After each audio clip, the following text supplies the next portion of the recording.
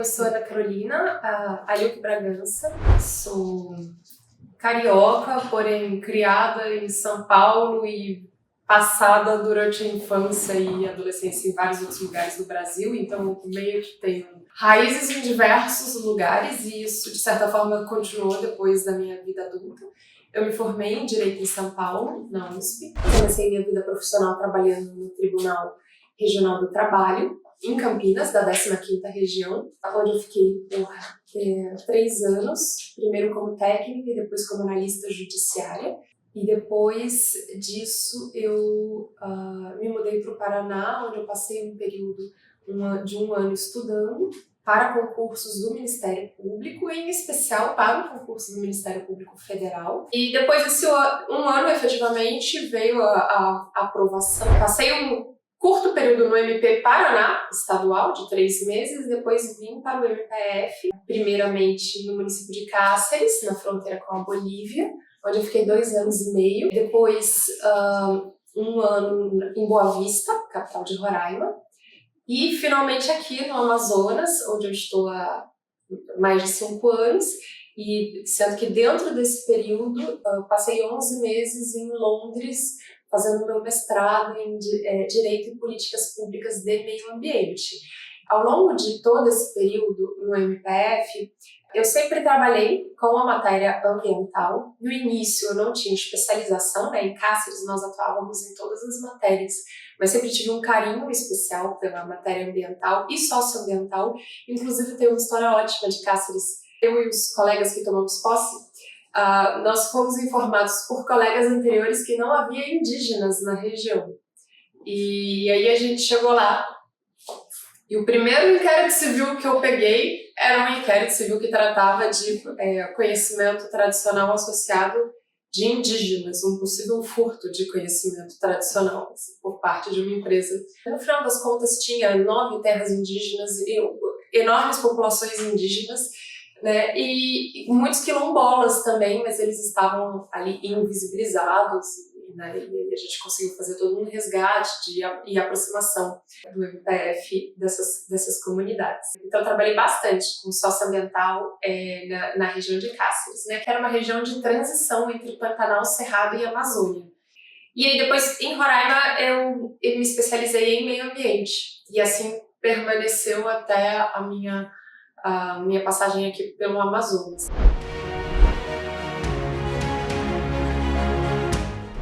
No Amazonas, quando eu cheguei em 2018, eu cheguei num momento muito conturbado, que os ofícios ambientais eles eram recém-criados. Eles tinham apenas 1 ano de idade. E o que eu vejo naquela época é que era um período de consolidação desses ofícios e de descoberta a respeito de como trabalhar, em especial criminalmente, com o meio ambiente. Porque até então, a Comissão Criminal em temas ambientais eles estavam com ofícios, né, do crime residual. E aí, no universo de coisas que acontecem no crime residual, a atuação ambiental acabava ficando em segundo plano, né? O que era compreensível, porque tráfico de drogas, né, grandes casos de outras temas em andamento, fraudes previdenciárias. E a partir do momento em que os ofícios foram especializados, passou a ser possível ter um olhar mais cuidadoso para a realidade dos crimes ambientais. E foi a partir desse momento que, pode observar, começaram a aparecer grandes operações nos 2 ofícios que haviam sido criados. Até então elas eram muito pontuais. O meu ofício, até a criação dele, tem registro de uma grande operação, tá? Que foi a Filão dos Abacaxis. E aí depois que ele foi criado, teve várias outras, assim, um número bem superior. Mas a questão do trabalho dogmático com a criminalidade ambiental na dimensão que ocorre na Amazônia é especialmente desafiadora, porque não tem muita doutrina, praticamente não existe doutrina a esse respeito. A jurisprudência é sempre construída a partir de parâmetros que são diferentes daquilo que ocorre aqui na Amazônia. Então a gente tinha meio que cavar, assim, capinar, como diz uma grande amiga minha, para estabelecer um panorama comum de operação do direito que pudesse produzir resultados, né, efetivamente de repressão ao crime. Eu acho que esse foi um dos maiores desafios. E, além disso, sempre foi um desafio, e até hoje lidar com a dimensão, o volume das demandas. É um volume enorme. Se nós formos considerar o volume de ilícito que ocorre no território, é um volume intratável. A gente consegue calcular a quantidade de desmatamentos que ocorrem no território do Amazonas. Isso é fácil fazer. Imagem de satélite devolve.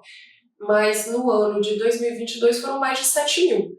Então, assim, não vai ter 7 mil inquéritos policiais ou 7 mil notícias de fato entrando, sem contar as outras tipologias de ilícito. Mas ainda assim, o que chega é um volume bastante grande e a gente precisa, assim, tentar tratar esses casos conferindo a eles uma resposta. Tem que ter uma resposta jurídica adequada, mas essa resposta tem que ser sopesada dentro do que é possível fazer. Inclusive para que haja tempo hábil de trabalhar com casos que sejam mais importantes, né? Ou que impliquem uma aproximação maior com as comunidades.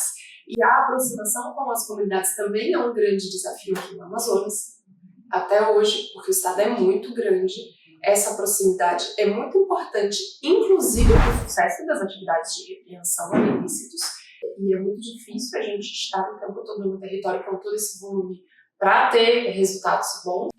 E aí o tempo todo a gente está assim, que estratégia nós vamos criar, implementar para tornar esse trabalho um trabalho que dá um tratamento jurídico adequado para casos normais, mas que também é capaz de enfrentar casos relevantes, né, com robustez. Ou seja, não são poucos os desafios.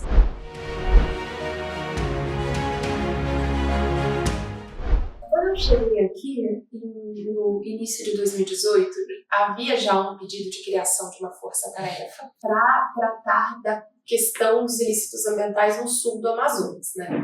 O sul do Amazonas é uma região de acentuada incidência de ilícitos ambientais. E até hoje, na verdade, assim, a dimensão na qual o desmatamento ocorre e outros ilícitos é muito grande.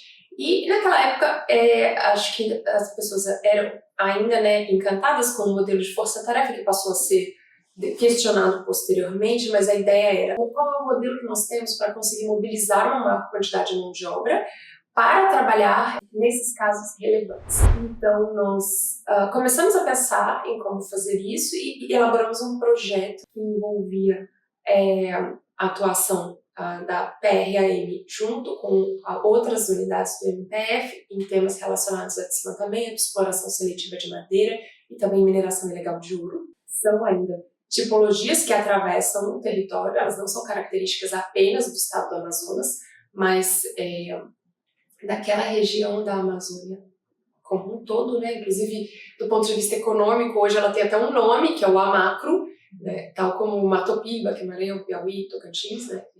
Goiás, ali Amazonas, Rondônia e Acre formam uma unidade econômica que é também uma unidade de exploração, muitas vezes, né, ilícita, de recursos naturais. E a gente pensou em agregar mão de obra e compartilhar experiências para enfrentar esses ilícitos. E assim começamos, né, com casos aqui no Amazonas, casos em Rondônia, com muita ajuda dos colegas do Acre, que contribuíram muito, por exemplo, para que a gente tivesse uma incidência grande nos municípios do Amazonas que ficam mais próximos ao Acre e que até então também eram bastante relegados, inclusive porque são super distantes. Eu cheguei a estar lá, foi um avião até Rio Branco, depois 3 horas e meia de carro até a cidade, depois mais 2 horas de barco até o lugar, né, a comunidade que a gente visitou na Resex Arapixi.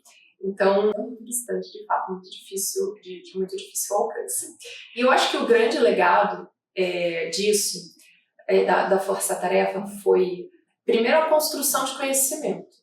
Então, no tema mineração, por exemplo, que a gente produziu o manual da 4ª Câmara sobre mineração ilegal de ouro na Amazônia, aquele manual ele é a base de todo o conhecimento posterior que foi gerado a respeito desse tema. Então, todas as instituições que posteriormente se dedicaram a estudar garimpo, e foram muitas, Instituto Igarapé, Instituto Escolhas, WWF, assim, muitas. todas elas partiram do trabalho que foi feito no manual. E até hoje o manual é utilizado pela PF, por outros colegas que buscam um conhecimento a respeito da matéria. O manual ele é uma referência, facilitando muito a compreensão do que é o trabalho com mineração ilegal de ouro. Porque até então era tudo muito assim, cada procurador olhava aquilo e falava, bom, deixa eu ver o que é que eu entendo disso aqui, o que é que eu extraio. E a ideia foi justamente trazer esse roteiro, olha, pense a respeito disso, de tratar essa ilicitude desta maneira, ou essa ilicitude desta outra maneira. Isso é um legado muito, muito interessante. E também no campo do desmatamento e da extração ilegal de madeira. Então a gente começou nessas duas searas a fazer associações entre os crimes ambientais e a lavagem de ativos, né, lavagem de dinheiro, popularmente, entre os crimes ambientais e falsidades, corrupção, outras tipologias, e a fazer isso sistematicamente. Mas a ideia era ter essa linha, esse olhar específico para os casos ambientais que estivessem em desenvolvimento. E a gente começou a tratar esses casos como criminalidade ambiental organizada, e no início havia quem duvidasse da possibilidade de existência de organizações criminosas em matéria ambiental. Hoje todo mundo está assente que o crime ambiental pode ser, e com frequência um crime organizado também. Tão organizado que, assim, hoje até efetivas organizações criminosas clássicas, né, como o PCC, já se imiscuíram nele. Mas isso a gente estava vendo lá atrás. E hoje, nesse ponto, infelizmente, a coisa foi evoluindo apenas para provar que era isso mesmo. Um período muito interessante, né? Muito intenso, mas muito interessante desse trabalho. E hoje, olhando para trás, eu vejo que os frutos foram bem colhidos, porque foi um pontapé que foi dado em um processo que depois foi aprofundado por diversos atores, para além do MPF. E esse papel, eu acho que é um papel relevante da nossa instituição. Mas justamente por estarmos no território, em contato com as comunidades, a gente consegue ver as coisas começando a aparecer. Então, trazer aquilo que a gente está vendo e visibilizar para criar esse espaço de debate na academia, na sociedade civil, e incentivar o desenvolvimento de doutrina a esse respeito, é um papel super importante e que o MPF está muito bem posicionado para exercer.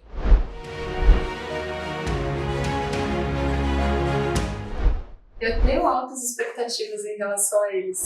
Aqui na Amazônia Ocidental, eu participei muito proximamente da concepção desses ofícios junto com outros colegas dos outros estados. Nós propusemos a criação de 3 ofícios especializados em desmatamento a corte raso, 2 ofícios especializados em mineração e garimpo. Os ofícios de mineração e garimpo, eles foram pensados a partir da perspectiva de que essa tipologia, ela tem especificidades muito particulares, ela tem toda uma legislação complexa, de difícil compreensão, e que uma hiperespecialização seria extremamente positiva. Ter um colega olhando apenas para isso, entendemos que traria um ganho de eficiência bastante grande, ainda que a área de atuação dele seja um território muito grande, né?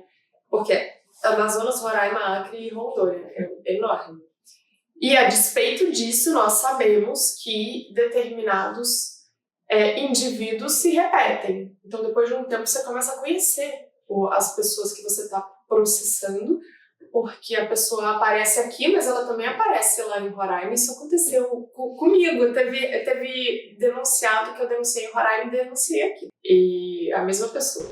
E aí, a criação desse olhar, né, de conhecimento da tipologia, mas também dos atores, né, pode representar um ganho de eficiência bastante grande. E em relação aos ofícios do desmatamento, a gente buscou criar a possibilidade, primeiro, das pessoas olharem um território.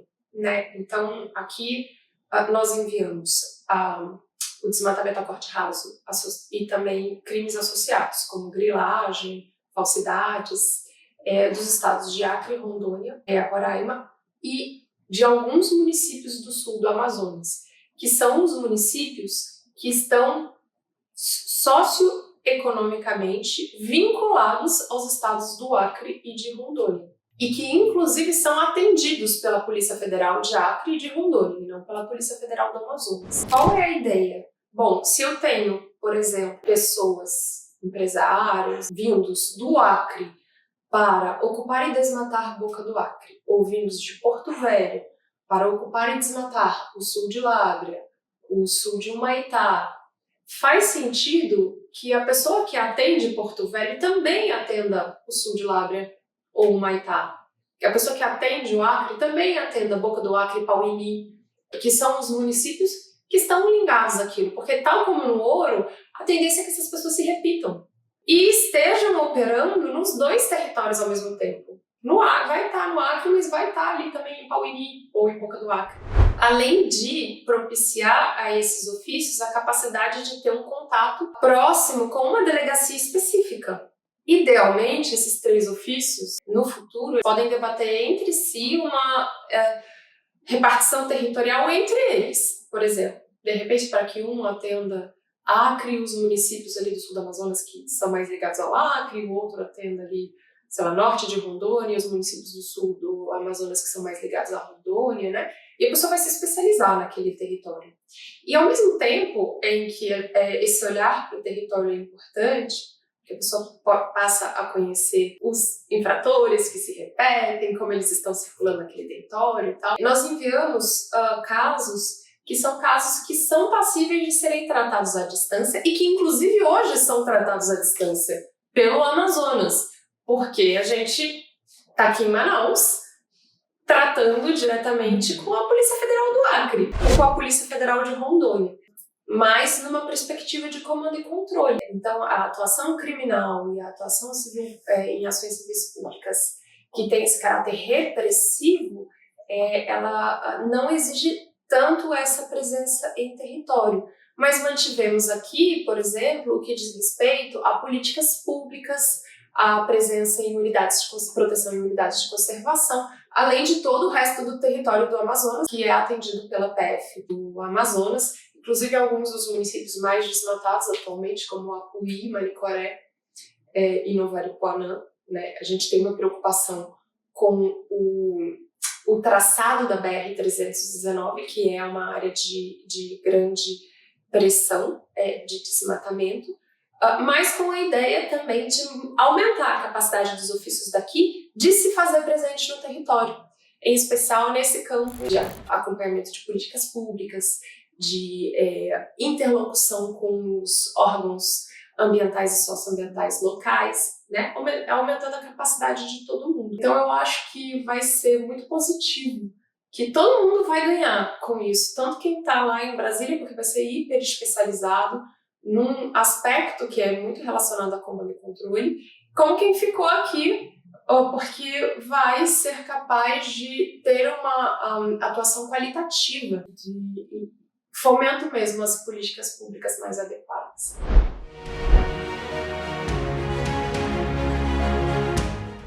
O sítio arqueológico envolvia a minha ação civil pública mais antiga, uma ação civil pública de mais de 20 anos, que começou com uma destruição do sítio arqueológico. Foi feita uma terraplanagem pelo Estado que ia fazer um projeto de habitação no local.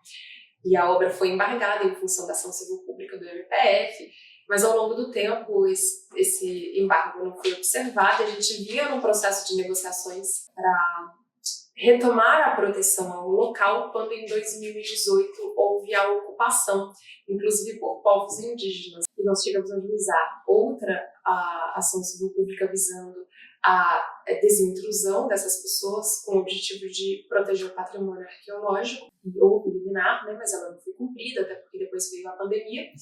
E no fim, conforme a pandemia foi passando e nós retomamos um processo de negociação com uma intermediação muito importante da Defensoria Pública do Estado, nós conseguimos mobilizar diversos atores para que o patrimônio arqueológico remanescente fosse resgatado. Então conseguimos uma parceria do MUSA, né, e as urnas remanescentes foram retiradas, urnas maravilhosas, assim, incríveis. Eu fiquei encantada com o projeto.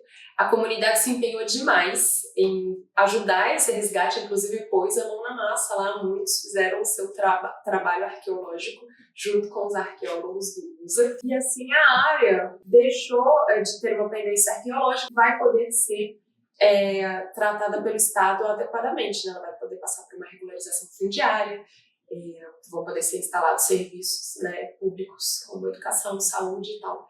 E foi um caso muito marcante para mim, porque ele deu 100% certo. É difícil a gente acompanhar um caso em que um desmatamento, houve integral recomposição florestal dessa área desmatada. É raríssimo. E nesse caso não, o patrimônio foi resgatado, foi para uma instituição que vai cuidar dele, que vai efetivamente pesquisá-lo, a comunidade ajudou, a comunidade ficou feliz, vai receber os serviços públicos, né? Então para mim foi um caso muito marcante também.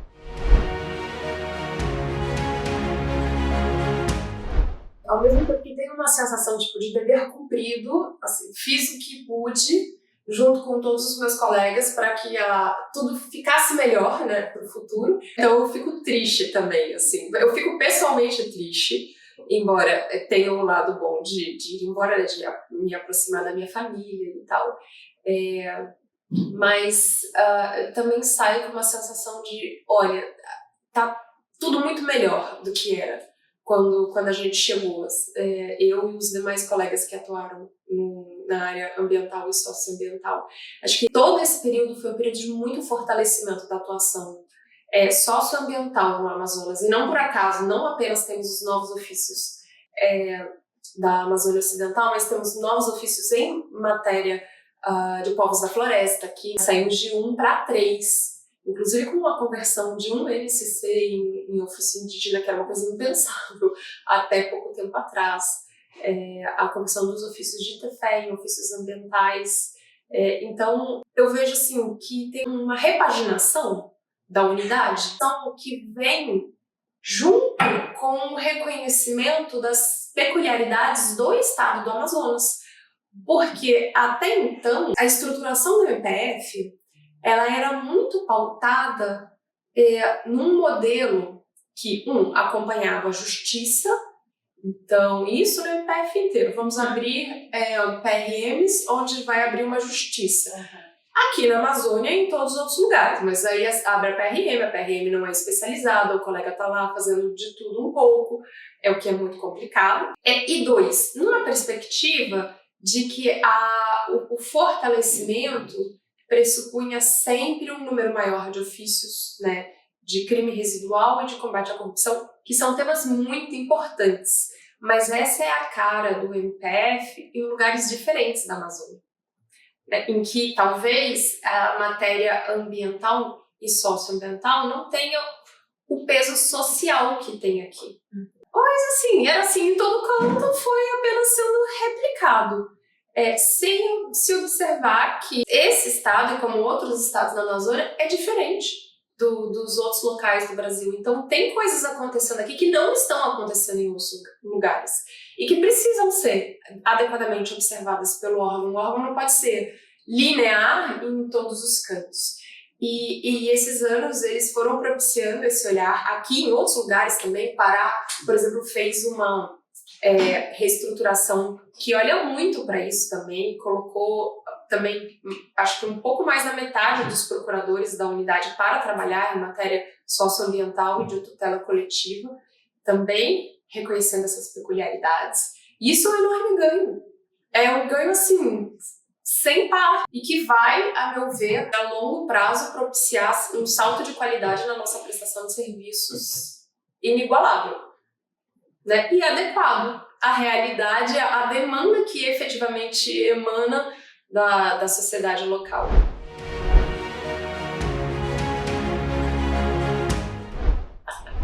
A minha filha, que nasceu aqui no Amazonas, é amazonense, a Emanuara.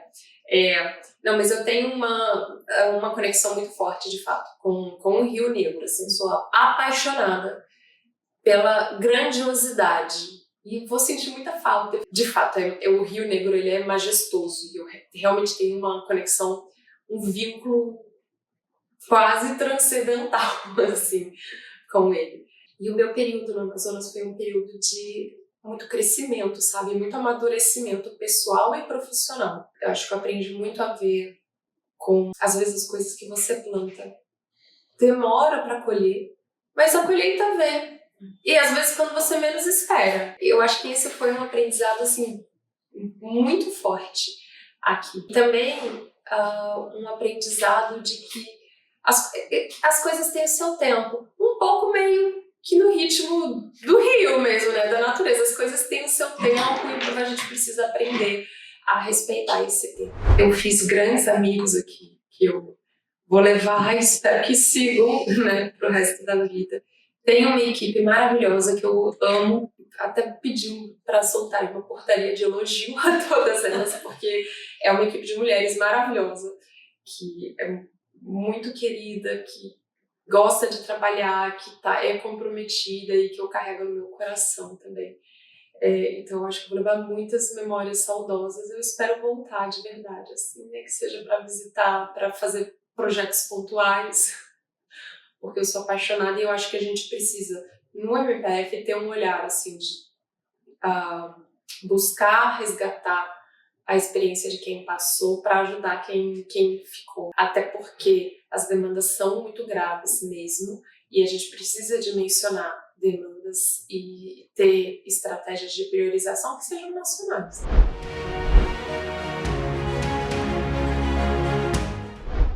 A paixão pelo trabalho que a gente faz, assim, e pela relevância dele do ponto de vista socioambiental. E essa questão que eu aprendi muito aqui também da calma, de que você precisa olhar as coisas, os casos, com calma para conseguir captá-los, evitar agir de forma assodada. E às vezes a gente tem um ímpeto na matéria socioambiental, isso é muito forte, porque com frequência às vezes tem alguém morrendo. Você, ai meu Deus, o que eu vou fazer e tal? Mas você tem que parar, respirar.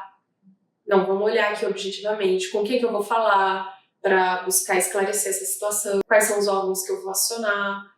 Quais medidas eu posso adotar? E buscar, tentar racionalizar isso para evitar prejudicar casos por agir de forma precoce. Eu acho que eu tô voltando outra pessoa. Eu tô voltando para a região sudeste do Brasil depois de mais de 10 anos fora. Então, assim... E quando eu entrei no MPF, eu sabia que eu precisava vir para o norte. Eu estava ainda no centro-oeste, mas eu tinha essa coisa, eu preciso ir para o norte do Brasil. E eu acho que, assim, era uma sensação de que havia uma transformação ali que precisava ser feita. Então eu volto outra pessoa. Eu espero que seja uma pessoa melhor.